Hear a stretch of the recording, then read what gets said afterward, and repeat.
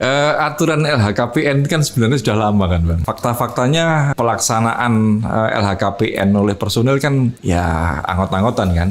Setahun 2 tahun belum tentu. Karena ada sanksinya. Iya. Dan itu kan sukarela kan Bang. Sukarela. Saya menyitir pernyataan dari salah satu senior kepolisian dalam podcastnya gitu Pak Bekto kalau nggak salah. LHKPN itu bohong-bohongan gitu. Jadi saya miris dengan pernyataan itu juga gitu loh. Artinya selama ini kita dibohongi dengan LHKPN. Penegakan hukum, terus Kamtibmas itu. Sebenarnya fungsi utamanya perlindungan masyarakat. Iya, fungsi itu malah terabaikan itu. Jadi orang kalau lihat polisi takut sekarang. Bukan takut Bang, sekarang kalau orang aja belenek Bang. Gitu. Maksudnya belenek apa? Sama mual, sebal gitu loh. Saat ini ya Presiden turun tangan untuk menangani problem-problem di kepolisian ini dengan langkah-langkah yang radikal lah seperti itu. Tentunya bukan tidak meminta Kapolri, tapi memerintahkan Kapolri. Itu. Yang selama ini kan dalam kasus Sambo, kasus yang lain-lainnya Presiden saya minta, Presiden kok minta, Presiden merintah.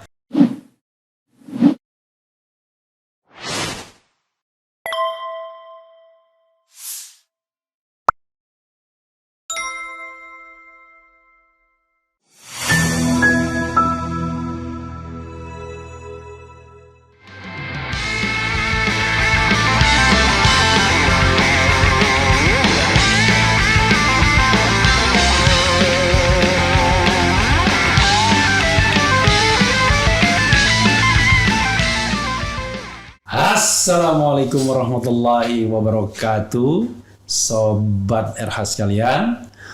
Jumpa lagi kita di channel yang keren ini. Keren cerdas. Jadi Sobat RH sekalian, di depan saya ada seorang pengamat, peneliti ya, yang saya sering baca beritanya, sering sekali komentar mengenai kepolisian. Nah, saya kira penting kita ya mendiskusikan soal kepolisian, karena dulu RH Channel paling semangat memberitakan soal Samboisme bulan Agustus terutama. Tapi sekarang ada kebosanan kelihatannya, atau kita kena shadow ban, kita tidak tahu. Tetapi kan sebenarnya yang paling penting adalah bagaimana kita melihat kasus-kasus yang ada itu untuk perbaikan sesungguhnya. Nah, jangan sampai momentumnya lepas begitu saja. Ternyata setelah Sambo ada konsorsium 303, ada Ismail Bolong, macam-macam dan lain sebagainya. Nah, beliau adalah Bambang Rukminto. Assalamualaikum bro. Waalaikumsalam. Oke. Jadi beliau ini dari apa bro? ISES ya. ISES itu Institute for Security and Strategic Studies ya. Bro, agak dekat kayak saya. Nah, siap. Kalau terlalu jauh nanti suaranya spoil juga kan. Kalau boleh tahu, itu ISES itu konsentrasinya di bidang apa ya? Ya, seperti namanya, security. Jangan dulu. Soalnya biasanya kalau awal-awal itu langsung hot, ya kan? Langsung hot. Ya jangan yang dulu itu, nanti orang pikir kelamaan ini. Ya, langsung yang hot. Menurut bro, ya, ujung dari Sambo itu apa? Sejauh-jauhnya, gitu. Sekaligus saya. Sepertinya kalau melihat kondisi saat ini bukan jalan yang berujung Bang. Malah bukan jalan yang berujung. Karena ini akan mengulang lagi seperti juga kita melihat kepolisian selama 20 tahun ini tidak pernah selesai, tidak pernah tuntas, dan masyarakat pendamba keadilan ini masih berharap dan sekedar mendengar angin surga saja dari retorika dari kepolisian. Seperti itu Bang. Nah, kan selain kasus Sambo ya, banyak sekali kasus yang diduga terpaksa kita mengatakan, yang melibatkan pimpinan Polri atau pucuk pimpinan Polri atau pejabat Polri, atau pejabat tinggi Polri atau perwira tinggi Polri kan. Misalnya kasus Munir ya kan. Kemudian kasus Kanjuruhan misalnya itu. Kemudian kasus KM 50 ya kan. kemudian kasus apa lagi? Kasus Teddy Minahasa yang kemarin narkoba. Narkoba. Kemudian kasus Sambo ini sendiri atau Yosua. Sekarang Ismail Bolong. Ya kan? Ya. Keterlibatannya itu bisa di mana saja. Bisa sebagai pelaku, bisa sebagai pihak yang katakanlah memoderasi proses penyelidikannya, kira-kira begitu. Betul. Kan penyelidikan dan penyidikan di tangan mereka kan. Betul. Ya kan? Kalau mereka termasuk juga kasus Novel Baswedan. Betul. Mungkin pelakunya bukan di lingkungan mereka, tetapi ketika dalam proses penyelidikan dan penyidikan masyarakat kok jadi tidak puas kan. Nah, apa yang terjadi, Mas Bambang sebenarnya? Ya, salah satunya ini adalah dampak dari kewenangan yang besar yang diberikan pasca reformasi 98 ya. Pasca reformasi 98 ketika TNI dan Polri ini dipisah, ternyata malah Polri ini malah menjadi kekuatan baru yang sangat dahsyat dengan kewenangan yang sangat besar. Polri bisa membuat peraturan sendiri, kemudian melaksanakan sendiri dan juga melakukan pengawasan. Kewenangan yang besar ini yang akibatnya mengakibatkan potensi abuse of power lah. Dan ini tentunya ada 3 faktor dalam kriminologi ya. Kawan-kawan di kepolisian sangat paham. Kalau Mas Bambang apa backgroundnya? Ilmu politik saya, Bang. Oh, ilmu politik. Oke, silakan. Tapi saya sempat belajar lah terkait dengan crime prevention gitu. Ada 3 faktor kejahatan kan. Niat, kesempatan dan kemampuan dan seperti itu. Kemampuan sangat luar biasa karena diberikan kewenangan yang sangat besar oleh negara. Kesempatan juga luar biasa. Niat ditambah niat aja. Ya, tambah niat. Begitu niatnya ada, langsung realisasi. Niat kalau sejak awal seseorang masuk ke kepolisian tentunya sangat baik lah. Mulia lah, Bang. Seseorang ya siapa sih kita mendorong anak-anak kita misalnya seperti generasi masuk polisi lah, jadi polisi yang baik kan, seperti itulah awalnya seperti itu. Kira-kira orang mau jadi polisi itu karena pengen kaya atau pengen mengabdi? ini lanjutannya, Bang. Karena ada kesempatan yang sangat besar, kemenangan yang besar, akibatnya peluang untuk kaya itu sangat besar.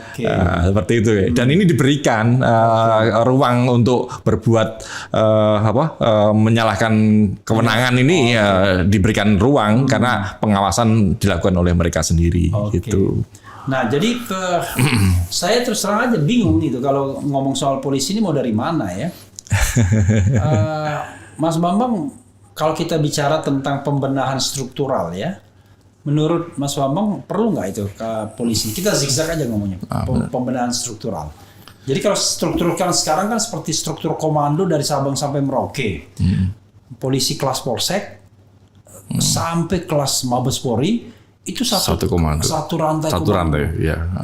Itu kan sama aja dengan mereka itu seperti ada 2 institusi militer di Republik ini, satu TNI yang memang alat perang dan memang harus ada di suatu negara, dan 2 adalah Polri yang juga alat perang juga tiba-tiba karena dia bisa pakai bersenjata laras panjang dan lain sebagainya. Jadi mendalami nggak soal reformasi struktur? Iya, Bang. Undang-Undang 2 tahun 2002 itu memberikan ruang untuk itu gitu loh. Dan makanya bagaimana sih sebenarnya konsep Undang-Undang 2 tahun 2002 itu dibentuk ketika itu gitu. Memang saat itu memang konsen masyarakat memang ingin memisahkan TNI dan Polri itu saja. Tapi ternyata kita memberi cek kosong pada kepolisian sehingga diberikan kewenangan yang sangat besar itu terkait dengan kontrol dan pengawasan yang lemah. Itu yang mengakibatkan semua ini terjadi. Persoalannya bukan hanya kontrol dan pengawasan, tapi kita biasa mensejajarkan 2 institusi ini, TNI, Polri, kemudian Kapolri, Panglima. Ya kan? Apa iya? Ini lebih berat, lebih sadis lagi, Bang. Kapolri ini di bawah presiden gitu loh. Apa itu? Panglima TNI. Panglima masih ada Kementerian Pertahanan yang mengatur peraturan kebijakan terkait anggaran misalnya di Kementerian di TNI kan. Polri enggak, langsung presiden, mereka minta sendiri. Itu sendiri kan menurut saya jadi justru lompat mereka. Lompat, Ibaratnya betul. dia melompati dan injak kepala bapaknya kira-kira gitu ya kan. Kan tadi kan bagian dari ABRI kan. Dia cuma setara kepala staf saja kan, Kapolri itu. Tapi tiba-tiba dia lompat tapi nginjak kepala sadis ini. bapaknya kan. Maksudnya untuk lompat itu dia mengatasi kan. Iya, mengatasi semuanya. Makanya itu memang saya sekian lama sudah menyampaikan bahwa perlu 20 tahun ini perlunya revisi Undang-Undang 2 tahun 2002 gitu loh. Oke. Gitu. Kan orang biasa satu napas ya, sama TNI dan Polri ini kok jadikan satu napas. Sebenarnya bahkan sekarang bahkan dianggap lebih tinggi karena langsung dibuat presiden. Sebenarnya kalau kita bicara tentang size ya kan, apa iya memang dia satu napas? Kan di konstitusi kita satu alat pertahanan, satu alat keamanan. Ya. Walaupun sebagai orang hukum tata negara saya mengatakan itu keliru. Sebenarnya dia bukan alat keamanan. Itu kan kita harus membedakan state security dengan human security. Betul. Kalau state security itu fungsi TNI itu mestinya, karena negara. Jadi pertahanan dan keamanan itu satu kesatuan. Ini public security. Ini public security atau human security, bahkan keamanan manusia, public security. Jadi, tapi konstitusi tidak membedakan itu. Konstitusi hanya membedakan antara pertahanan dan keamanan, pertahanan TNI, keamanan polisi. Nah, oke, kita lepaskan dari lepaskan dari kesalahan perumusan dalam konstitusi. Yang kita ingin tempatkan itu secara objektif. Sebenarnya sebaiknya polisi itu bagaimana secara struktural? Apakah ia sama besarnya dengan institusi TNI sehingga kalau kita bilang itu tuh seperti ada counterpartnya, ya kan? Polri, Kapolri counterpartnya Panglima TNI, ya kan? Kapolda counterpartnya Panglima Kodam, kan kira-kira begitu. Ini counterpartnya apa? Sampai ke bawah, bahkan di bawah itu polisi, tentara kan nggak punya polsek. Ada koramil. Ada koramil. Ya. Kemudian jadi sama. Gini Bang, ini memang kalau kita kilas balik ya, ini kan problem keamanan itu kan bukan persoalan kepolisian saja kan, tetapi selama ini direduksi hanya sekedar persoalan kepolisian gitu. Padahal banyak aspek terkait dengan keamanan ini. Oke lah, pertahanan silahkan TNI yang memang itu domainnya TNI seperti itu. Tapi keamanan dipegang kepolisian sendiri yang memunculkan akhirnya memunculkan masalah lagi. Salah satu contoh yang paling aktual adalah kasus Kanjuruhan gitu. Kenapa polisi bisa masuk dalam industri? Ini kasus Kanjuruhan ini yang nyolok dan korban, tapi industri ini kan bisa banyak hal kan, industri tambang semuanya kepolisian masuk ke situ. Padahal ini sebenarnya adalah domain security industri gitu loh. Dan saat ini semua terkait dengan keamanan ini ujung-ujungnya polisi yang mengatur. Akibatnya peraturan-peraturan mereka yang bikin dan efeknya ketika ada problem tentunya akan muncul konflik kepentingan seperti itu. Kayak kasus Kanjuruhan, kenapa sampai sekarang tidak tuntas gitu loh? Salah satunya ya karena ada konflik kepentingan gitu. Mereka yang menjaga, mereka dalam tanda kutip mereka yang mendapatkan cuan kan. Ketika ada problem, mereka tidak mau disalahkan juga gitu dalam kasus Kanjuruhan seperti itu. Itu yang menjadi masalah. Makanya ini juga salah satu PR yang mungkin Cak Munir dulu bergerak ya terkait dengan perumusan Undang-Undang Keamanan Nasional ya. Undang-Undang Keamanan Nasional kita belum punya, tapi Undang-Undang Kepolisian kita punya. Jadi saya agak bingung. Jadi lalu kita harus dari mana itu, Bro? Harus dari mana? Saya panggil bro atau mas itu ya. Silahkan. Kita harus dari mana? Karena kalau saya sih sebenarnya ini oversize sudah polisi ini. Iya, itu banyak hal ya yang yang perlu ditata ulang gitu loh. kalau memulai dari undang-undang kepolisian jalannya masih panjang, sementara harus ngomong dengan parlemen dan yang lainnya panjang. Yang terkait dengan kultur yang militeristik tadi, Bang, salah satu yang jadi problem itu kan juga peraturan-peraturan di internal kepolisian yang ramai terkait kasus Sambo misalnya, pembunuhan itu yang kemarin juga menyeret banyak personil kan terkait dengan obstruction of justice seperti itu. Mereka masih menggunakan peraturan-peraturan yang militeristik gitu loh. Mereka ada sidang etik, sidang disiplin. Padahal sebagai polisi yang modern, yang profesional, dan dia adalah bagian dari masyarakat sipil, seharusnya kan tunduk dan di bawah peradilan sipil, peradilan umum kan, Bang, seperti itu.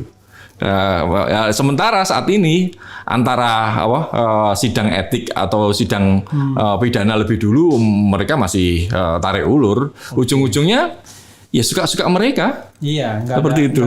Nggak ada governance yang harus mereka. Betul, nggak ada pertanggungjawabannya seperti apa, suka-suka saja. Kasus Napoleon Bonaparte misalnya sudah divonis, sampai sekarang belum sidang etik. Tapi kasus Sambo belum sidang, semuanya sudah etik, PTDH lagi seperti itu. Ini kan jadi maunya polisi itu apa? Gitu. Kita sebagai masyarakat kan mencatat itu semua seperti itu. Aduh, gimana ya? Berat. Jadi kalau gini, kita urai satu-satu coba. Kita urai satu-satu. Yang paling jelas itu adalah soal illegal activities di kepolisian itu. Illegal activities, kemudian yang memunculkan illegal money pastinya kan, uang-uang ilegal itu. Kalau kita lihat dalam kasus Sambo itu kan luar biasa. Bagaimana seorang bintang 2 seorang irjen yang gajinya konon cuma 30 jutaan dengan gaji dan tunjangan kan, 30 jutaan, dan itu pun baru dia jabat kira-kira 2 tahunan lah ya.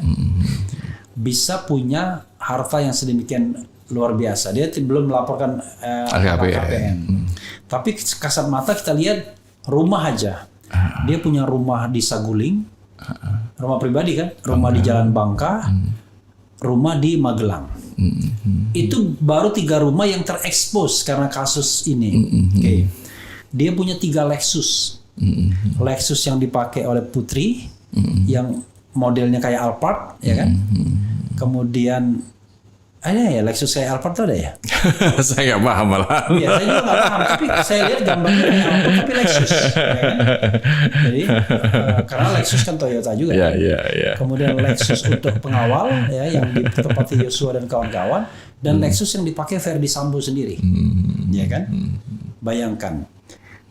Harga Lexus itu saja diperkirakan 3 mobil saja 2,5 miliar sudah diperkirakan. Belum lagi harga rumah di Saguling dan Jalan Bangka. Kita tahu Jalan Bangka daerah Kemang itu daerah mahal kan? Super mahal. Kemang itu Kemang ya. Daerah Kemang. Lalu di daerah Magelang juga pasti nggak murah-murah juga. Nah, bayangkan. Lalu ada isu uang sampai fantastis triliunan, ya kan? Kemudian mampu membayar seorang pengacara yang idealis, ya kan? Karena adik angkatan saya agak kecewa juga. Yang tadinya sangat idealis, tapi kira-kira berbelok arah. Kan nggak mungkin lah kalau cuma dibayar sepera 2 perak, ya kan? Ya kan? Konon dibayar sampai 2 digit M, ya kan? Kira-kira begitu. Konon, ya. Nah, artinya dibayar puluhan miliar gitu. Saya nggak habis pikir dari mana sumber kekayaan itu. Artinya kan itu kasat mata kalau misalnya mau dilakukan TPPU itu kan sudah sangat layak. Tapi seolah-olah tutup mata aja pihak kepolisian terhadap fenomena itu. Gimana, Bro? Aturan LHKPN kan sebenarnya sudah lama kan, Bang? Iya. Fakta-faktanya pelaksanaan LHKPN oleh personel kan ya anggot-anggotan kan, setahun 2 tahun belum tentu. Karena ada sanksinya. Iya, dan Itu kan sukarela kan Bang, sukarela. Iya, Saya menyitir pernyataan dari salah satu senior kepolisian dalam podcastnya gitu Pak Bekto kalau nggak salah.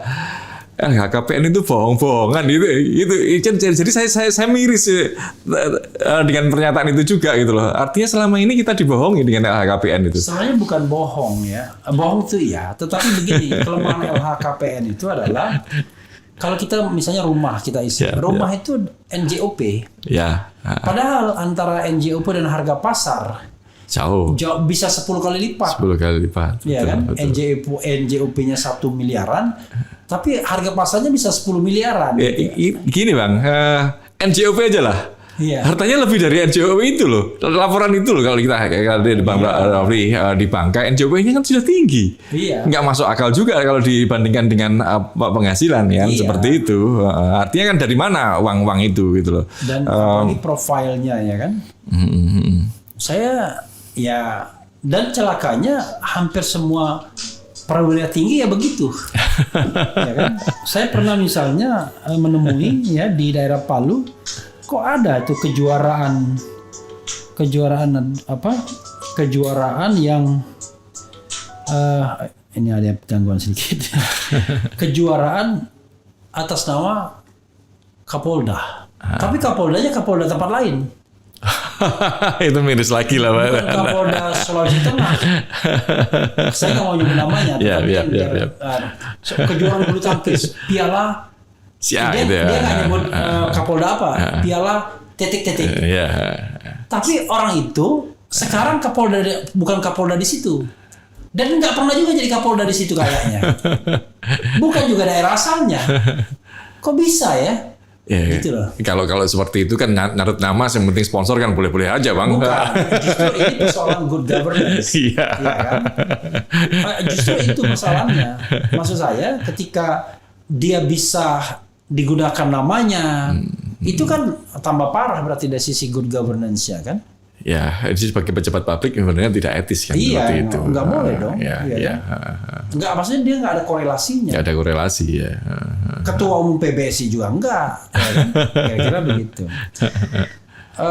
Dan kalau kita lihat misalnya, mereka kasat mata itu mempertunjukkan hartanya kan. Yang kemarin yang ribut misalnya kan, yang ada cincin safir, kemudian ada baju blue Burberry ya kan, yang berapa juta, lalu jam tangan kayaknya Richard Mille gitu ya, 1 M-an gitu. Dari mana itu kan? Jadi saya membayangkan kalau gaji saya 100 juta aja saya nggak berani. Beli yang begitu-begituan. Ibaratnya sayang duitnya. Maka ada 2 kemungkinan kan, mereka banyak sekali uangnya atau menerima gratifikasi. Ya, kalau bukan gratifikasi dari mana Bang? Makanya. Ya, kalau bukan gratifikasi artinya pungutan liar kan? Iya. Dan kalau saya melihat peraturan-peraturan di kepolisian saat ini itu seolah dilegalkan Bang. Satu yang paling terakhir muncul barusan seminggu 2 minggu kemarin itu terkait dengan peraturan Polri terkait dengan penyelenggaraan olahraga. Iya.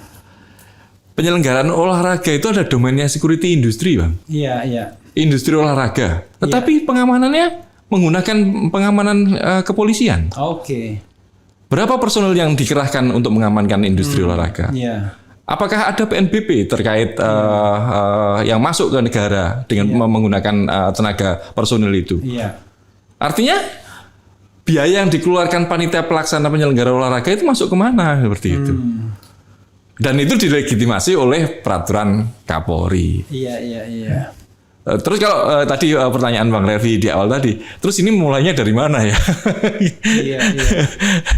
Siapa yang saya juga bingung misal ya ini ya. Saya lihat ini mohon maaf ya, dengan segala hormat Pak. Ini kan memperbaiki ya kan. Kita cinta Polri kan Pak. Ayo Polri ini ayo berbenah kan seperti itu. Misalnya ini punya kekayaan, saya buka ya misalnya. Punya kekayaan 8 miliar, berikut sumber kekayaan Listio Sigit Prabowo. Itu ini tanggal 5 Agustus 2022, berarti baru kan? Yep. Masa sih cuma 8 miliar ya? Makanya Jadi tanda tanya semua kan bang, yang besar itu yang bohong atau yang kecil yang bohong kan seperti itu. kan kita Mohon maaf Pak. Ya mohon maaf lah. Nggak apa-apa, kita kan jadi untuk perbaikan. Karena rumah ini aja mungkin lebih dari 8 miliar harga pasarnya kan. Iya, Iya kan? Harga pasar, NJUP-nya nggak nyampe. Nggak nyampe ya. Tapi harga pasarnya kan sampai gitu. Iya iya.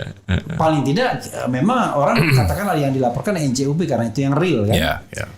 Tapi kalaupun dia laporkan NJOP semua, 8 miliar itu kecil banget untuk Seorang. untuk hidup bermewah-mewah. Kira-kira gitu lah. Untuk terlihat hidup mewah itu kan.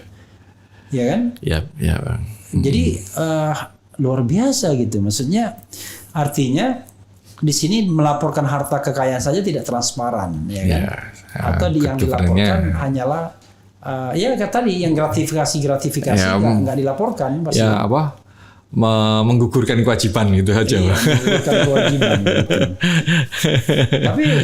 tapi kita juga harus adil, bukan hanya pejabat-pejabat di kepolisian, pejabat di penegak hukum lainnya juga. Seperti itu juga. Gila-gilaan. Ketika orang misalnya laporan kekayaan, dulu ada Kapolda di Sumatera ya, saya tahu, tapi saya nggak sebut namanya, 20-an miliar gitu. Wah, dianggap polisi paling tajir. Saya mikir, sama harta Sambo nggak ada apa-apanya kalau 20-an miliar itu. Di kasus yang Teddy Minasa kemarin, Ya. untuk operasi narkoba dia mengeluarkan 20 miliar, sementara kekayaannya 29 miliar. Itu lebih sadis lagi itu bang. Lebih gak masuk akal lagi. Dan itu diakui sendiri loh, ya kan? Artinya mereka ini gimana sih kan gitu. Iya, kita Bingung ini. Belum lagi mobil-mobil dinas mereka. Iya. Kalau tidak salah, mobil dinas itu kalau yang saya pahami dulu, kalau untuk kan gini, kalau Irjen itu eselon 1 dia. Ya. Kalau Brigjen belum eselon 1 kalau nggak salah. Kalau Irjen ke atas sudah eselon 1. Let's say kalau di eselon 1 di kementerian itu paling Camry kelasnya. Camry. Tapi mereka itu bisa mobil yang Land Cruiser gitu, yang harganya 2M 3M gitu. Dari mana? Kan negara kan nggak boleh melebihi plafon gitu. Ya. Iya kan? Tapi kan kita kasat mata melihat ya kan? Wah, mobilnya ini mohon maaf ya, mobil-mobil penegak hukum yang jenderal-jenderal itu kan, waduh, super mentereng semua kan. Betul, ya. Bisa Land Cruiser, bisa apa kalau yang bisa yang BMW yang X5 gitu-gitu kan. Bisa pokoknya harganya 2-3 M. Nggak mungkin mobil potong ya bang. Iya, maksudnya nggak mungkin yang kelas 1 di bawah 1 kan nggak ada gitu lah. Kan kalau nggak salah kan kelas untuk eselon 1 itu cuma Camry yang saya tahu. Camry itu kan di bawah 1M. Tapi saya lihat mobil-mobil mereka itu bisa 2M, 3M gitu loh.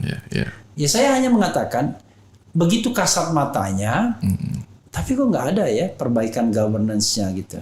Ya sekarang jadi kan bro, waktu saya jadi misalnya di BUMN, orang bilang wah enak jadi.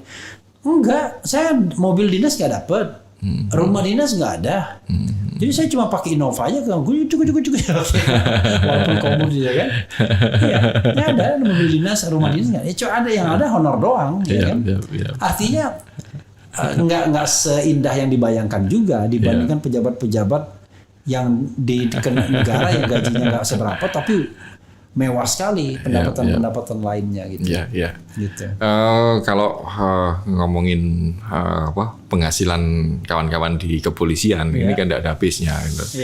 Mereka selain mendapatkan penghasilan resmi, memang ada penghasilan yang abu-abu ini gitu bang. Kalau yang abu-abu sih masih bisa kita terima ya, karena salah satu contoh mereka mempunyai usaha, terus kemudian memberikan jasa pengamanan misalnya, itu kan mendapatkan honor seperti itu. Nah, kita masih bisa tutup mata lah terkait dengan itu. Yang kita prihatinkan itu kan ketika mereka menggunakan kewenangannya, menyalahgunakan kewenangannya itu kan Pak. Untuk goreng kasus itu yang lebih parah kan. Karena saya lihat pernah misalnya ada skenario begini. ini katanya waktu lah yang istilahnya samboisme ini kan. Ya, ya. Misalnya ada kasus X, ya kan, korupsi. Lalu yang dikorupsi katakanlah cuma 100 M, ya kan, tuduhannya. Tapi dia punya kekayaan 1 atau 2 triliun, ya kan. Yang disasar 1-2 triliun itu dengan TPPU, tindak pidana pencucian uang. Orang kayak begitu misalnya salah satu model samboisme itu misalnya. Jadi ketika menyasar itu ya sudah mulai. Nah, nego-nego kan. Iya, berapa persen sini? Kalau enggak ya TPPU. Hilang semua. Ya. Itu yang begitu-begitu itu. Ya, terus kalau terjadi seperti itu, kita lapor kemana kan gitu kan Bang? Malah kalau kita lapor malah kita kena kan, jadi repot. Nama baik jadinya. Ya, kan? Untuk ada kasus Sambo ini. Iya, kita bersyukur benar Bang. Iya, kita bisa tunjuk Sambo nggak apa-apa, nggak ada masalah tunjuk Sambo. Tapi begitu nanti dia sudah surut semua, kita main tunjuk lagi, cepat sekali. Aduh, semua sih kita bisa entah diapakan. Iya. Apalagi. Yes, mantap. Nah, makasih. Siap. Itu bisa sambil. Tapi ini gula arennya kalau gula aren. Ya ini produksi sendiri nih Bang ya. Gitu. Kita ini sendok. Siap. Nih. Siap. Jadi ini sendoknya. Makasih. Nah, tinggal diambil aja gula arennya. Kalau tertarik sama gulanya, karena ini nggak ada gulanya. Ya. Saya suka yang pahitan malah. Oh, ya memang kalau minum kopi itu begitu. Ya, bukan kopi pahit. Memang kopi. Bukan kopi pahit, memang ini kopi lah. Sebenarnya kalau kita minum kopi pahit itu nggak ada kopi. Kopi ya pahit. Jadi cangkirnya itu asal nih. Wah. Samad Indonesia. Nah, jadi kalau misalnya gini, saya membayangkan kalau Bro Bambang, let's say bukan menjadi Kapolri tapi jadi presiden, ya kan? Daripada kita ngerundel nggak karu-karuan, ya kan? Saya kira nggak akan pernah selesai juga. Dan tidak akan ada political will untuk memperbaiki kalau kita part of the problem, kita bagian dari masalah. Kan begitu? Betul. Karena itu kita harus lakukan katakanlah perombakan institusi besar-besaran untuk menjaga good governance-nya kan. Betul. Dan clean government. Sekali lagi karena kita cinta, kita pengen polisinya profesional, tentara, tapi negara ngasih gaji yang segede-gedenya, ya kan, biar dia nggak main lagi. Iya. Kira-kira kalau misalnya Bro Bambang jadi presiden, ya kan, saya silahkan untuk berimajinasi ya biar saya istirahat ya kan. Apa yang mau dilakukan terhadap institusi kepolisian dari A sampai Z. Nah itu aja. Saat ini? Ya pokoknya dengan pemikiran lihat dan nggak usah pedulikan undang-undang atau undang-undang. Saat ini potong semuanya Bang. Ya silakan. Potong semuanya. Kapolri kan kita belajar dari Kapolri. Ya. Kapolri kemarin sudah presiden memotong generasi kan. Kalau dengan kasus-kasus yang saat ini terjadi ya potong generasi. Jadi potong bintang 3, bintang 2, bintang 1 silahkan pensiun dini. Kita tata lagi, kita tata ulang, aturan-aturan main ditata lagi, peraturan-peraturan yang masih memberikan celah kita perketat lagi. Seperti itu. Kalau tidak, tanpa ada itu ya mereka adalah bagian masalah. 1, 2, 3 ini mereka juga produk dari sistem yang salah gitu loh. Makanya kalau pengen benar-benar bersih, ya rombak sistemnya berbarengan dengan melakukan seleksi terkait produk-produk yang di internal ini gitu loh. Produk-produknya apa ya? Perwira-perwira tinggi ini mereka adalah produk sistem yang sudah sangat rusak ini gitu loh. Ya itu kan baru reformasi yang sifatnya orang ya. Tapi saya belum lihat reformasi strukturalnya apa. Artinya kan itu kan cuma ganti orang. Ini kan kita jadi presiden Bang. Iya jadi presiden. Ya. Presiden potong itu kan bisa. Kita tidak perlu. Maksud saya kok cuma itu doang. Mau dikasih jabatan presiden kok cuma itu doang. Ya belum dong. Setelah itu kan undang-undang.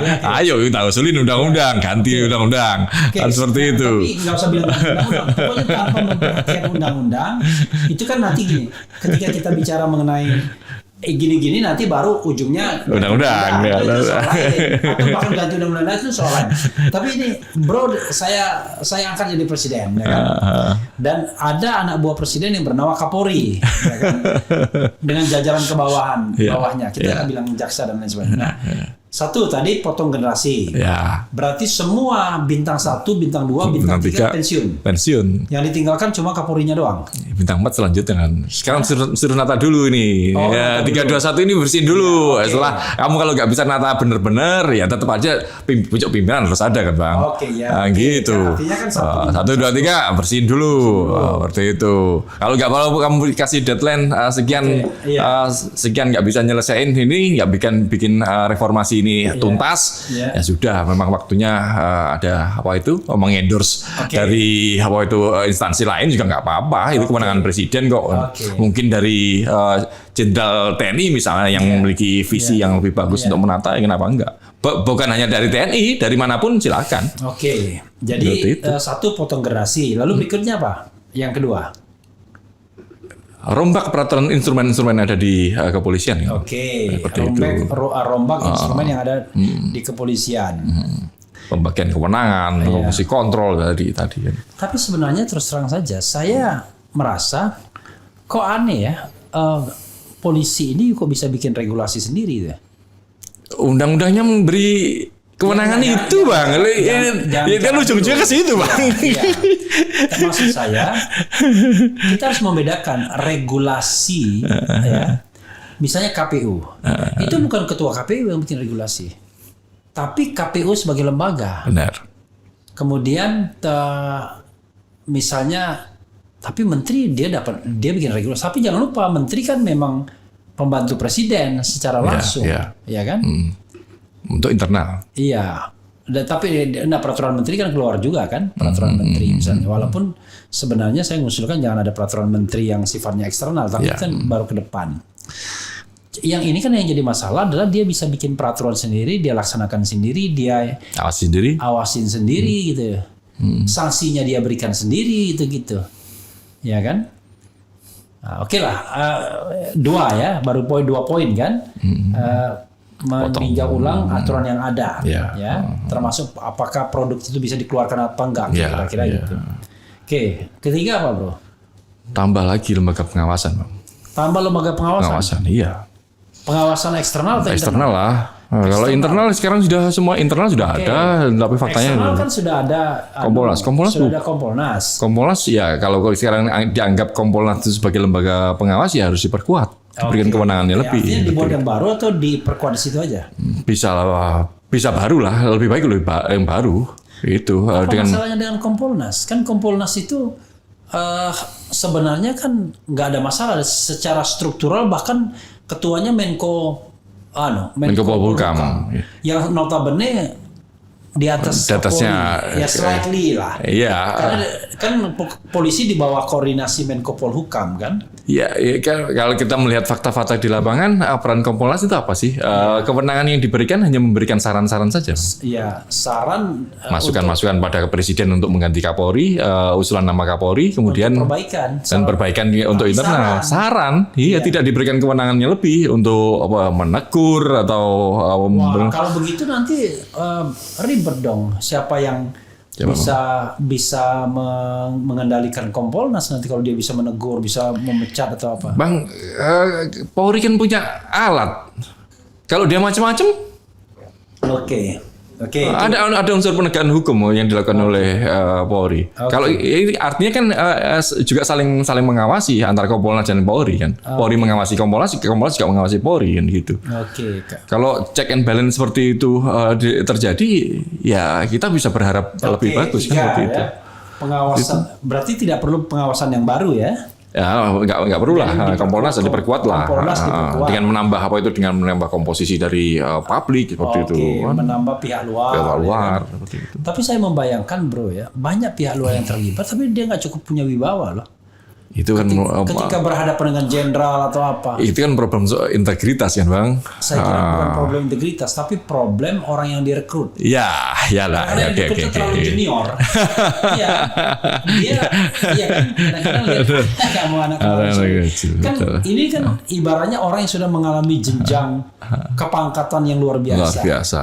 Tiba-tiba Kompolnas itu Anak-anak anak kemarin sore yang diangkat, ya iya. jangan dilihat lah. Ya kayak Bawaslu lah misalnya. Ya kan? Ketuanya misalnya anggotanya anak kemarin sore. Yang dihadapi calon-calon presiden yang sudah bangkotan, ya kira-kira begitu, yang sudah oke punya kan. Saya membayangkan mereka berhadapan aja minder jangan-jangan. Ya. Maksud saya mungkin senioritas itu penting juga untuk, Iya, iya, untuk iya. mengawas loh. Untuk mengawas, iya, iya. Jadi Benar. kalau memanggil orang tuh berwibawa dia. Benar ya. Kalau di internal kayak kasus Verdi Sambo ini, Oh, iya. dia junior udah level tinggi, Iya. wibawanya ya hilang. Iya. Ketika ada kasus Ismail Bolong, ya sudah rekomendasi perbaiki manajerial ya, udah kita tutup semua kan seperti itu. Iya. Baru dia nggak apa itu buka-buka setelah dia jadi terdakwa kan, Iya, oke. seperti itu. 3 ya, apa lagi? Baru 3. Sebanyak-banyaknya, berpikir sebanyak-banyaknya. Apa ya bang? Apa ya bang? Perbaikan. Soal rekrutmen pendidikan, saya rasa memang harus ada perbaikan ya. Tapi secara normatif sudah cukup bagus lah. Mungkin menambah kesejahteraan itu yang lebih yang memberikan dampak, meskipun sekarang sudah cukup bagus juga sih. Ya, menambah kesejahteraan 4 ya. Jadi mulai dari 1 potong generasi ya kan, setelah sebelumnya dikasih kesempatan untuk katakanlah dia rekrut ulang atau apa, dilihat dulu ya. Benar. Yang kedua itu pengawasan eksternal. Yang kedua tuh perbaikan peraturan. Yang ketiga pengawasan eksternal. Pengawasan ditambah. Yang keempat tadi Meningkatkan kesejahteraan. meningkatkan kesejahteraan. Yang kelima, merit system. Merit system. Iya, merit system. Merit system dalam pengisian jabatan. Dalam pengisian jabatan. Itu Pendidikan nggak penting apa? ya pendidikan sekarang ya itu bagian dari merit system itu. Enggak juga, karena ada yang mengatakan bahwa kurikulum polisi ini kok masih memunculkan militer. Contoh misalnya kemarin tuh ada yang baru Bintara kan, apa namanya kalau Bintara itu pendidikannya? Ya, pendidikan calon pokoknya dari SPN kan ya. Pokoknya pendidikan Calon di Bintara. Calon Bintara lah ya, Ya, kalau ya. di apa itu Aibda ya? Brigadir, Bribda ya. Nah, yang di Medan kemarin ya. yang bawa perempuan, bawa pacarnya, main di hotel, lalu kemudian nyerang rumah sakit, Ya. dia bawa rombongan. Saya membayangkan ya, ini selama pendidikan diajari cara tentara atau diajari sebagai pelindung dan pengayom masyarakat kan harusnya kan polisi itu ketika keluar pendidikan kan dia menjadi welas asih kan, maksudnya itu betul-betul dia melihat masyarakat itu sebagai teman yang harus dilindungi. Kan bukan masyarakat sebagai musuh yang perlu dihancurkan, kan kira-kira begitu. Iya, memang. Tapi kalau kamu lihat dalam kasus apa itu Medan atau para adik-adik kita dari lulusan-lulusan yang masih arogan seperti itu saya rasa bukan masalah pendidikannya, bang. Ini masalah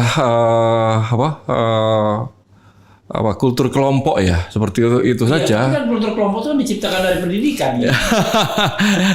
Kan enggak, gini maksud saya dalam pendidikan kurikulum itu kan enggak tentunya tidak Korsa itu tidak dibentuk seperti itu. Nilai-nilai humanis, nilai seperti itu tetap dikembangkan gitu loh. Karena contoh misalnya, mereka kan masih menyebut siap jenderal, siap. Ini kan kayak jadi kayak militer kan? Iya, gini setelah ini ya, setelah Undang-Undang 2 tahun 2002 itu turunan ini kan ada peraturan pemerintah kan bang, peraturan pemerintah 1 terkait tahun 2003 terkait kedudukan Polri sebagai aparatur sipil negara kan begitu. Dalam Polri ini kan ada dua pegawai kan. Satu profesi Polri, satunya ASN seperti itu. Kayak novel ASN. ASN novel seperti itu. Kemudian turunan dari peraturan itu ada peraturan terkait dengan disiplin etik dan disiplin Polri, anggota kepolisian. Tapi sebenarnya ini juga harus merujuk terkait PP disiplin aparatur sipil negara kan seperti itu. Peraturan Kapolri yang terkait etik dan disiplin ini tidak mengacu pada disiplin aparatur sipil itu gitu loh. Makanya ini malah mengadopsi gaya-gaya militer gitu loh. Mereka masih melakukan ada sidang, ada disiplin gitu loh. Seharusnya mengacu pada peraturan sipil. Salah satu kasus PTDH yang beberapa waktu ini PTDH itu pemberhentian tidak dengan hormat pada personel yang melakukan obstruction of justice.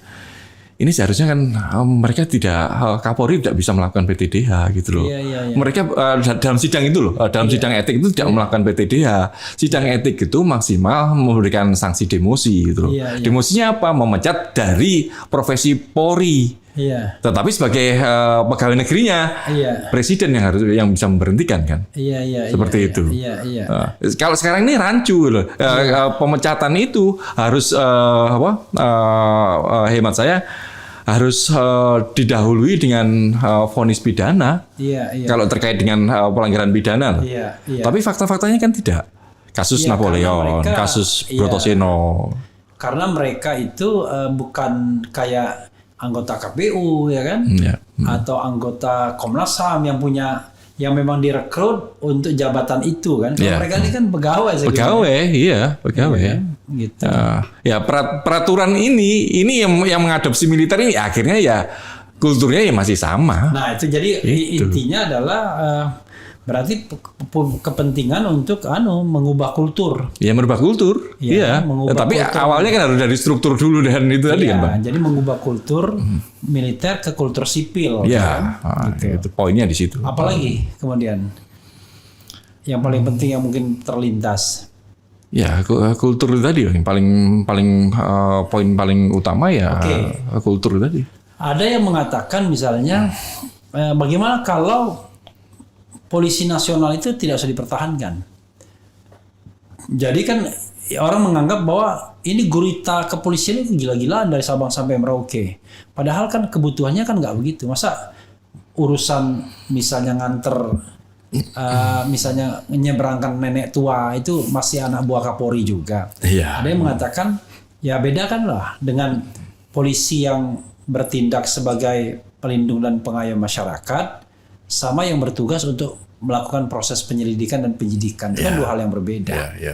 Satu ya kerjanya ya main di kampung-kampung kan. Babin Kamtipmas itu kan. Kayak begitu-gitu kan. Fungsi sosial lah. Fungsi sosial. Nah itu masa disatukan. Jadi ada orang mengatakan misalnya apakah perlu dibentuk polisi nasional secara masif seperti ini? Apakah polisi nasional itu kayak FBI aja untuk serious crime saja atau special crimes gitu?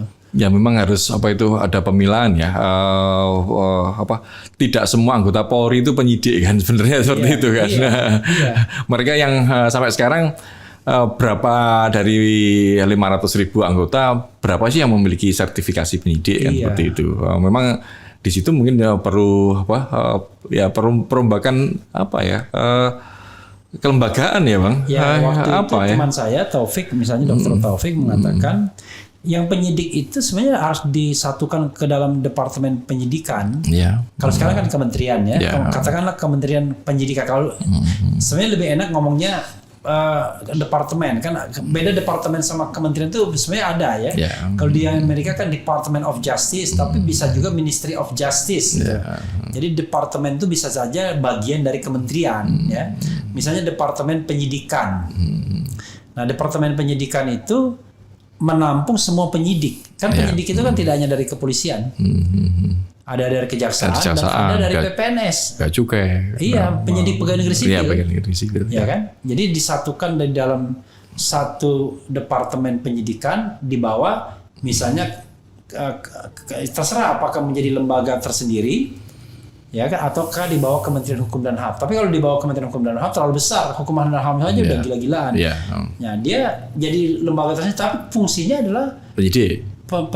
Penyidikan dan penahanan. Mereka yang berhak menahan misalnya kata. Sementara fungsi Kamtibmas itu yang nggak usah diberat-beratin. Kan kualifikasi untuk menjadi Kamtibmas sama kualifikasi untuk menjadi penyidik itu kan beda banget. Beda banget. Ini pakai scientific approach dan lain sebagainya. Kalau ini kan ibaratnya lebih mengandalkan sosialisasi, mengandalkan fisik dan lain sebagainya. Yang barangkali gajinya juga beda juga. Kalau ini barangkali kita bisa rekrut sampai doktor segala yang di Departemen Penyidikan itu. Kalau ini kan cukup tamat SMA atau S1 misalnya. Bukan beberapa tahun yang lalu ya, konsep community of policing itu kan sebenarnya di situ kan.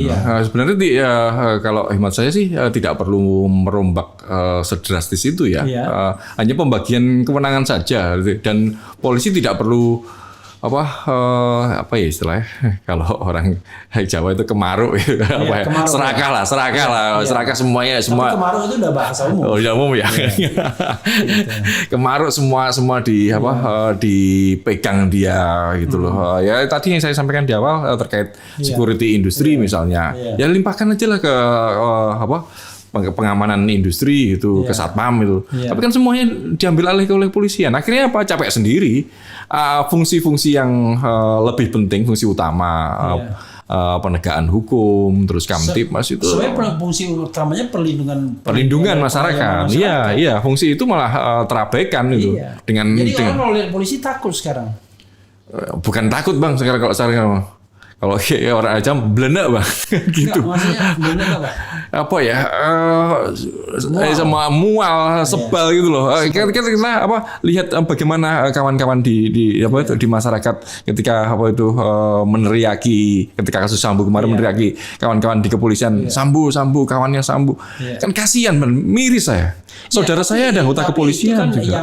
Yang mereka yang polisi yang lalu lintas. Tapi kan kalau kita bisa tiba-tiba kita dapat panggilan dari Bareskrim, apa kan kita takut juga kan? Iya, takut juga kita karena tadi yang saya bilang karena digabungkan fungsinya antara pelindungan pengayoman masyarakat, Kamtibmas dan penegakan hukum bergabung jadi satu. Kita nggak tahu ini wajah yang mana muncul. benar. Kalau tadi misalnya Departemen katakanlah penyidikan, Departemen penyidikan, kita tahu kalau dari institusi itu ini urusan serius semua. Kira-kira begitu. Kalau ini kan enggak, ini pokoknya ada dari polisi aja kita ada khawatir aja kan. bahkan kadang-kadang begitu Babin Kamtibmas memberikan surat panggilan itu waduh, udah deg-degan juga ini soal apa ini. Padahal itu walaupun kita nggak bersalah ya, tapi kan kita tahu kadang-kadang ini mohon maaf ya teman-teman polisi. Karena kita tahu kan mereka suka ngerjain. Kalau saya ngomong, dan Susnodo Aji yang ngomong bahwa polisi itu suka merekayasa kasus katanya. Iya, faktanya seperti itu Bang. Bahkan lebih parah ini fakta, ini aktual ini Bang. Seorang kawan pelaku UMKM pelaku UMKM di daerah saya didatangi dari polisi wilayah lain, diberikan surat panggilan terkait perizinan merek. Apa sih yang dilakukan dia?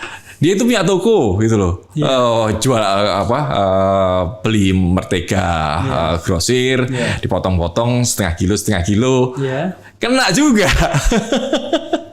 dari polsek lintas daerah. Kasihan banget itu. Ini gimana sih kawan-kawan? Saya terkait dengan itu, menurut saya bukan pemisahan tadi Bang. Yang lebih diperkuat adalah pengawasan, kontrol dan pengawasannya. Jangan sampai ada polisi lintas tapi Polres. Mungkin kalau kita melakukan pengawasan, lama-lama kita membentuk lembaga pengawasan itu gede banget. Kan contohnya gini, pengawasan yang paling bagus kan pengawasan struktural, dari bawahan, dari atasan ke bawahan. Tapi kalau misalnya ini mohon maaf ya, Sapolda itu memang pelaku semua gimana? Ya kan? Dari gimana mau ngatasi? Let's say udahlah ini udah terbuka Sambo. Dia Kadipropam, ya kan? Tapi justru dia pusat mafianya. Kan masih ada Kapolri, Bang. Kenapa? Masih ada Kapolri. Oh iya, tetapi ada Irwasum, ada Kapolri. Tapi maksudnya bukan begitu. Maksud saya adalah ketika orang bicara mengenai pengawasan struktural itu, ya kan? Kan polisinya polisi adalah divisi Propam. Ya. Nah kalau polisinya polisi aja begitu gimana? Kan dia kan satu pohon kan. Iya kan, satu pohon pengawasan internal kan ibaratnya. Eksternalnya nggak fungsi. Kan tadi perlu pengawasan eksternal. Ya. Ya, artinya memperkuat pengawasan itu ya Iya, eksternal. tapi eksternal kan paling cuma terhadap sambonya. Tapi kalau terhadap pohon ke bawah sampai ke kan kalau kita lihat Satgasus Merah Putih itu kan dari Sabang sampai Merauke. Iya, iya. Kemarin gini Bang, kemarin saya sempat menyampaikan di beberapa media terkait semacam apa ya, lembaga ombudsman di internal gitu loh. Jadi beberapa hari menerima pengaduan dari internal. Iya, iya. Siapa sih yang melindungi personil di bawah? Kayak kasus kemarin di Sulawesi atau seorang anggota polisi yang menyampaikan bahwa semua pendidikan harus bayar. Terus kemudian juga ada seorang polsek yang menulis sarang pungli, sarang mafia, sarang pungli. Ini kan di internal sendiri juga ada problem gitu loh. Kepada siapa mereka mengadu? Secara struktur mereka harusnya mengadu pada Divpropam seperti itu. Kalau Divpropamnya pemain, siapa yang melindungi mereka gitu loh?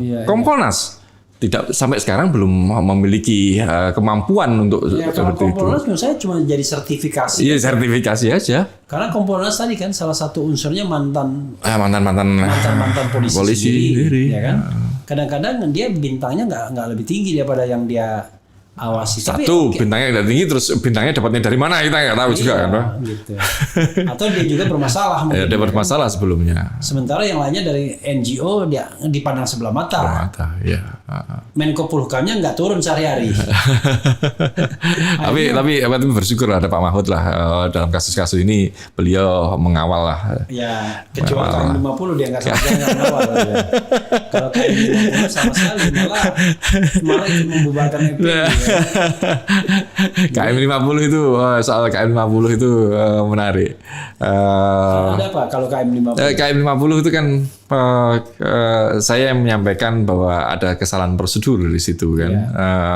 Karena dalam penanganan sebuah surveillance ketika ada penangkapan seharusnya tidak dilakukan penembakan seperti itu, tetap harus diamankan. Kalau dia tidak mampu, ya harus meminta bantuan dari satuan lain terdekat itu. Masa tiba-tiba masuk di dalam mobil tiba-tiba menyerang. Ceritanya kita terima ceritanya gitu loh, Bang. Nggak masuk akal. Nggak masuk akal. Orang berapa itu? Orang 4 yang menangkap 3 orang. Lewat lah kan. 3 orang. Dan satu nyupir. Lalu komposisinya sopir di depan satu, lalu satu polisi di tengah, sampingnya satu laskar, 3 di belakang. Ya sama aja dia menyerahkan mereka. Iya, kan nggak masuk akal. Harusnya kan sebelum diangkut ke polisi ya minta bantuan yang lain kan gitu. Mudah kan? Mudah lah. Polsek terdekat. Polsek terdekat ada ada borgol. Polisi jalan raya juga ada, patroli jalan raya juga ada. Gitu. Seperti itu. Itu yang atau misalnya masa tali-tali aja kagak ada ya kan? Tapi oke lah itu prosedur yang keliru juga, tetap ada borgol kan. Iya, borgol. Nah, tapi yang kasat mata itu aja nggak diselesaikan. Gimana? Ya, hampir semuanya tidak terselesaikan kan. Makanya saya di awal tadi barangkali ada juga yang memang ini urusannya bukan urusan polisi sendiri. Urusan politik kan jadinya gitu, Bang. Politik. Kalau urusan politik udah kita gendong dinding istana kan. Kalau enggak ya kita kasus Yosua ini masih beruntung, bukan Yosuanya beruntung, tapi kasusnya masih beruntung ini. Benar, sudah on track. Kalau kasus ini Presiden Jokowi ngomong ya kan, transparan. Masyarakat kompak, tidak terbelah menjadi cebong kampret, pokoknya semua fokus. Internal pecah, sehingga punya peluang untuk buka-bukaan, saling buka kartu. Tapi dalam kasus KM 50, istana diam aja, masyarakat terpecah, ya kan? Karena menganggap ini, ini pantas dimatiin. Saya sedih loh terus aja. Ini manusia, bagaimana manusia itu? Internalnya kompak. Keep silent, kira-kira begitu. Yang lebih aktual sebenarnya yang baru sekarang ini korban lebih banyak kasus Kanjuruhan, Bang. Iya, Kanjuruhan. 130 nyawa Iya. yang saudara-saudara kita. Saya Arema, Bang. Iya. Saya tinggal di Malang. Wah, saya kalau cerita itu sedih, Bang. Loh. Bener, waduh, ya Kalau Allah. gitu Bro Bambang harus dengarkan lagu ini dulu biar tambah sedih gitu ya. Tapi kita tidak bermaksud Menambah kesedihan, Bang, ya. Tapi ini lagu yang memang saya dedikasikan Kawan-kawan Kanjuruhan ya. kepada Kanjuruhan dan KM 50. Yap. Ini judulnya begini ya. Ya, saya minum, Bang, sambil. Ya, sambil minum. Lagunya begini, kita perdengarkan ya. Ini saya berusaha menyelami bahwa ini manusia, the right to life. Kalau di konstitusi itu hak hidup adalah hak asasi manusia yang tidak dapat dikurangi dalam kondisi apapun, ya kan? Kalaupun mau dihilangkan, ya harus melalui due process of law. Nggak bisa dengan kelalaian-kelalaian seperti ini. Lalu seperti kasus KM 50, 6 anak manusia meninggal, tapi nggak ada yang dihukum 1 hari pun. Bayangkan, dikenakan kasus pembunuhan, tuduhannya atau dakwaannya, tapi ditahan aja enggak. Giliran kasus pencemaran nama baik lah atau penyebaran kebencian kah, cepat sekali ditangkapnya. Ditangkap dan ditahannya ya. Kalau perbandingan Kanjuruhan kemarin itu yang dibandingkan dengan kasus gerbek esek-esek itu, Bang. Iya. Kalau soal esek-esek kan cepet gitu kan. Soal 130 nyawa sampai sekarang nggak ada kabarnya. belum ada ininya. Nah ini ya. Nah ini judulnya Tragedi ini.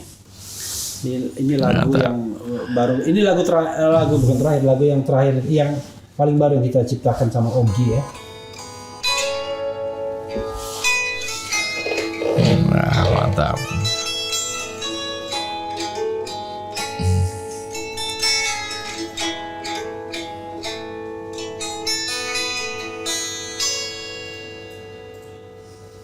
Begitu banyak sedih di hati bangsa ini, bertubi-tubi dilanda tragedi. 6 anak manusia meregang nyawa, tak ada keadilan untuk mereka.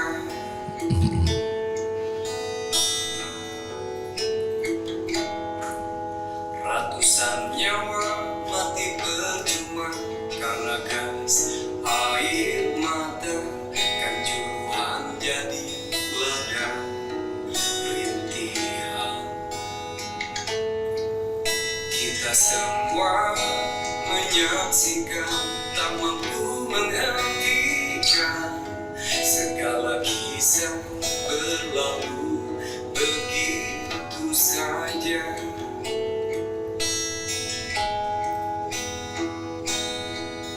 Ibu Pertiwi menangis sedih, anak-anak bangsa saling memangsa. Tak ada kasih pada anak negeri. Kau pemimpin, mengapa begini?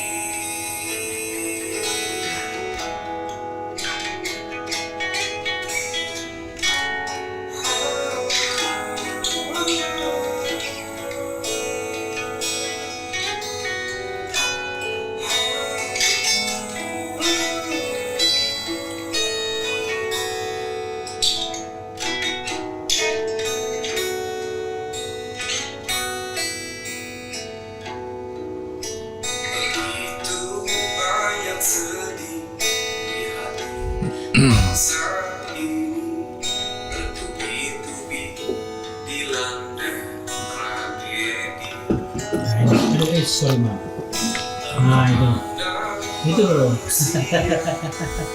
Catatan. Meregang nyawa, tak ada keadilan untuk. Jadi kalau orang mendengarnya akan sedih ya, karena Ya. memang begitulah, bayangkan ya, 6 anak manusia meregang nyawa, satunya mati percuma karena gas air mata kan. Nah, jadi memang kalau kita bicara ya semua nyawa anak manusia ya kan. Nah, dan semua sama, yang bertanggung jawab itu petugas. Karena mereka mati di tangan petugas. Kalau mereka mati di tangan penjahat, ya itu soal lain, ya kan. Tapi mereka mati di tangan aparatur negara.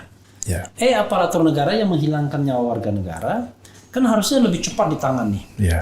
Gitu, lebih mudah, lebih cepat ditangani dan lebih sanksinya lebih berat dibandingkan penjahat yang membunuh, ya kan? Ya, karena penjahat itu dia nggak punya kewajiban untuk melindungi dan mengayomi. Ini kan punya kewajiban dibayar negara dan lain sebagainya. Tapi dia menghilangkan nyawa. Tapi ya itulah kemana kita harus mengadu ya. Kaum pemimpin kenapa begini? Bertanya kaum pemimpin kenapa begini? Gitu ya. Kemarin Tadi awalnya kan Kanjuruhan jadi ladang pembantaian. Tapi saya pikir aduh nanti terlalu keras. Terlalu keras. Ada merintih. Kan? Pada dasarnya mereka ya merintih pasti kan. Gitu. Oke, bro. Kita lanjutkan ya sedikit lagi. Jadi sekarang ini apa yang harus setidaknya dalam jangka waktu dekat ini dilakukan? Tadi kalau kita bicara reformasi kan jangka panjang. Nah, yang paling kita harus lakukan dalam jangka waktu dekat ini. Iya benar. Ya, dekat itu kira-kira sampai masa akhir pemerintahan Presiden Jokowi, kira-kira gitulah. Sebenarnya terlalu lama juga bang. Sekarang terlalu lama lah bang. Sekarang 2024 1 tahun lagi sudah pemilu. Iya. Sekarang dengan tingkat kepercayaan masyarakat kepada kepolisian yang seperti yang kedodoran seperti saat ini. Kemarin katanya naik. Saya juga bingung tuh dari mana ininya survei. Naiknya dari mana seperti itu. Naik gitu ya. Itu data politik Burhan. Ya tapi kadang-kadang kan. Ya sudahlah ya itu. Ya. Sudahlah ya. Karena kalau di sini saya pernah bikin polling. Sebelum kasus Sambo, apakah Anda pernah percaya dengan institusi kepolisian? Jawabannya nggak pernah, nggak. Mayoritas nggak percaya. Artinya sebelum kasus Sambo pun mereka nggak percaya. Gitu. Itu kan juga salah satunya juga dilihat dulu yang bikin survei siapa kan itu bang. Iya. Yang bikin survei bang Refli ini mana ini arahnya gitu. Nggak ini polling. Iya. Iya yang bikin polling siapa kan gitu. Oke lah, tapi yang jelas. Oke, apa yang harus kalau saya sederhana untuk melihat itu bang. Mungkin ini sedikit ringan ya. Saya melihat dari milik Div Humas yang di Facebook itu. Itu kita lihat saja yang jempol berapa, yang tertawa berapa, itu aja. Artinya ketika banyak yang tertawa, yang mereka tidak percaya dengan apa yang dilakukan oleh kepolisian, apa yang disampaikan oleh kepolisian. Dalam waktu dekat ini kan kita bersiap untuk pesta demokrasi, untuk pemilu kan bang. Dengan tingkat kepercayaan yang seperti saat ini, ya berat. Makanya harapan satu-satunya saat ini ya Presiden turun tangan untuk menangani problem-problem di kepolisian ini dengan langkah-langkah yang sedikit radikal lah seperti itu. Tentunya bukan meminta tidak meminta Kapolri, tapi memerintahkan Kapolri itu. Ya selama ini kan dalam kasus Sambo, kasus yang lain-lainnya Presiden saya minta, Presiden kok minta, Presiden merintah. Makanya saya juga heran, kok Presiden kok minta? Iya. Presiden minta. Mesti saya perintahkan. Saya perintahkan gitu kan. Perintahkan Kapolri seperti artinya ketika ada perintah kan ada tenggat waktu kan. Ketika tidak ya sudah. Ya sebaiknya harus ada reformasi personil ini kan. Itu yang langkah awal. Jadi reformasi personil itu maksudnya pimpinan lah. Kan formasinya juga harus ditata ulang formasi pimpinan ini kan bang. Tinggal dibilangin aja, perintahkan ya. Perintahkan. Saya dulu pernah ya berpikir kalau saya jadi presiden, saya bilang gampang kok melakukan reformasi kepada polisi dan kejaksaan waktu itu. Saya tinggal bilang aja sama kan saya kan berwenang penuh untuk mengangkat Jaksa Agung dan Kapolri. Jadi begitu saya datang, saya bilang ya tugas Anda membersihkan lingkungan kepolisian dan kejaksaan dalam jangka waktu 1 tahun dan setelah itu akan kita lihat. Kalau Evaluasi. berhasil, terus kalau enggak Anda akan saya copot. Udah. Kan mestinya begitu. Harusnya Tapi begitu. saya tidak tunggu 1 tahun. Itu 1 tahun itu adalah waktu untuk menyelesaikan. Ya. Tapi evaluasi akan selalu dilakukan setiap bulan. Kira-kira gitu. Iya. Laporan misalnya begitu. Kan tinggal begitu doang. Iya. Apa susahnya? Cuma itu kalau pemberi mandatnya itu, pemberi ordernya itu nggak ada konflik of interest. Ya. Kalau at the same time dia juga terlibat main belakang ya ribut juga dia. Nanti paling cuma senyum doang. Dia nyuruh kita bersih-bersih tapi dia juga nitip gitu kan. Agak berat juga jadinya. Iya, titipannya berat ya. Memang tarik ulur politik di tubuh kepolisian itu sangat tinggi kan, Bang. Polri sebagai ujung tombak penegakan hukum ini kan alat yang sangat efektif dalam main-main politik kan, seperti itu. Jadi saya kemudian tiba-tiba bicara tentang 3 terminologi yang mereka nggak bisa bedakan. Polisi itu alat negara, bukan alat politik dan bukan alat penguasa. Betul. Negara itu adalah masyarakat, warga negara, pemerintah dan wilayah. Dan komponen terbesar dari negara itu adalah rakyat. Makanya polisi itu pertama adalah pelindung dan pengayom rakyat, masyarakat, bukan pelindung dan pengayom kekuasaan. Kalau sekarang kan jadi pelindung dan pengayom kekuasaan dia, terutama pelindung kekuasaan. Misalnya ada penghinaan terhadap pejabat publik, ya kan, cepat sekali diprosesnya, ya kan, bahkan orang ditangkap di apa. Tapi kalau penghinaan terhadap warga negara dicuekin aja. Bila perlu di warga negara yang tidak disukai dihina terus-menerus kan harus salah gitu kan. Ditakut-takutin. Iya, ditakut-takutin. Oke, jadi dalam jangka waktu dekat tadi ganti personil gitu ya. Iyalah, Bang. Karena personil sudah terlihat tidak mampu. Tidak mampu. Ini tidak mampu dan tidak mau ya, mungkin. Iya. Atau dua-duanya. Dua-duanya lah, Bang. Kalau mau ya pasti mampu lah. Iya. Kalau dia diberikan kewenangan, diberikan tongkat komando. Oke. Tapi untuk merubah hanya sekedar pucuk pimpinan saja ya berat kalau di level bawahnya masih sama. Makanya harus format ulang itu ya. Tapi bro ya, saya yakin kok kalau seandainya kepalanya itu bersih, nggak ada masalah. Ya, terutama masa lalunya ya. Jadi tidak saling tersandra. Mudah kok dia langsung cepat kan, komandonya kan bisa di jalan kan. Cuma dia harus pilih dulu orang. Orang dulu yang pucuk pimpinannya kan, Bang. Harus dipilih orang dulu kan. Iya. Ya pilih orang mainkan. Tapi kalau dia bagian dari masalah kan berat juga. Ya berat. Jangankan itu yang orang tahu biasanya bagaimana. Kan gini lah. Kalau kita bisa hidup dalam satu lingkungan, kita kan tahu masa lalu dia. Iya. Ini main pernah apa sih? Ini main. Apalagi ada orang yang kira-kira agak iseng, video-video dikumpulin, kira-kira begitu. Kan beratnya sekarang kan politik saling sandra kan begitu. Kita nggak berani ngomong, kamu macam-macam nih videomu nih, ya kan? Ditunjukkan video dan dengan media sosial sekarang ini udah mati orang karakter assassination. Iya, apa sih yang nggak bisa dilakukan oleh polisi kalau soal kriminalisasi itu? Kita lupa bayar tempe goreng di warung bisa masuk juga, Pak. Iya, bahkan saya pernah ada pengalaman di rekayasa ada. Untung nggak berlanjut. Ya, for the time being ya. Tapi saya lihat kok begitu ya.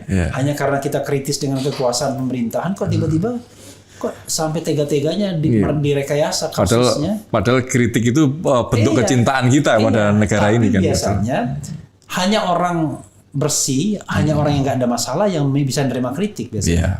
Tapi kalau orang itu bermasalah, korup, memang dia kritik itu akan jadi ancaman bagi dia. Gitu. Jadi selama penegak hukumnya korup, memang dia kritik itu tidak akan pernah dia terima. Benar. Semua resisten. Iya, resisten terhadap kritik. Bro, silakan closing statement. Saya speechless. Apa yang mau ditanyakan lagi? Karena masalahnya kita tinggal tunggu aja namanya goodwill atau political will ya oleh kekuasaan. Karena rasanya kuncinya di manusianya, kuncinya di kemauan sesungguhnya ya. Kemauan, goodwill ya. Goodwill. Ya, political will atau goodwill. Ya, yang Ya kita mengkritisi kepolisian ini salah satu bentuk cinta kita kepada Polri gitu loh. Bagaimanapun juga lembaga ini harus diselamatkan dari unsur-unsur jahat baik di tubuh kepolisian maupun di eksternal. Pengaruh-pengaruh ini juga harus segera dikikis. Tapi kalau melihat perkembangan kasus-kasus yang menerpa kepolisian sampai saat ini yang seolah tidak ada ujung, tidak pernah ada penyelesaian. Makanya yang dibutuhkan saat ini adalah goodwill dari pucuk pimpinan negara untuk menyelamatkan kepolisian yang kita cintai ini, dan kemudian dilanjutkan dengan political will, bukan hanya dengan sekedar retorika, tapi dengan langkah-langkah konkret yang bisa diterima semua masyarakat, sehingga kepercayaan masyarakat pada kepolisian ini benar-benar bisa pulih, apalagi menyongsong pesta demokrasi 1 tahun lagi. Makanya kita hanya berharap masyarakat tetap berharap, Bang, Presiden turun tangan untuk menyelesaikan kasus-kasus di kepolisian ini, seperti itu. Iya, saudara sekalian ya, akhirnya kita bersandar kepada yang namanya pucuk pimpinan tertinggi di Republik ini, karena kita merasa barangkali kalau hanya bersandar pada pucuk pimpinan lembaga, berat kira-kira reformasi kepolisian. Padahal kita rindu sekali pelindung dan pengayom masyarakat, di mana ketika kita diperlakukan tidak adil, kita bisa cari keadilan ya di tempat lembaga penegakan hukum. Tapi semakin jauh dari cita-cita reformasi ternyata faktanya. Jadi tadinya kita reformasi itu dimaksudkan untuk memberikan keadilan bagi warga masyarakat yang hidup dalam rezim represif Orde Baru. Sekarang ternyata kondisi tidak jauh lebih baik. Bahkan to some extent orang mengeluh sudah sulit ekonomi, tapi juga negara sangat represif juga terhadap orang-orang yang terutama berbeda pendapat dan kritis ya. Itu saja sahabat era sekalian, mudah-mudahan kita akan mendapatkan hawa segar ya pada tahun-tahun mendatang. Terutama kalau seandainya ada kepemimpinan baru politik, siapa tahu malah jauh lebih baik. Karena harapan kita begitu. Jadi itu bukan penghinaan. Memang harapan kita adalah pemimpin besok harus lebih baik dari pemimpin hari ini. Ya. Jadi pemimpin lusa harus lebih baik dari pemimpin esok. Karena kalau tidak, namanya bangsa ini lama-lama hancur kalau kepemimpinan itu justru menjadi lebih buruk atau represif. Itu saja. Wassalamualaikum warahmatullahi wabarakatuh. Waalaikumsalam. Yeah.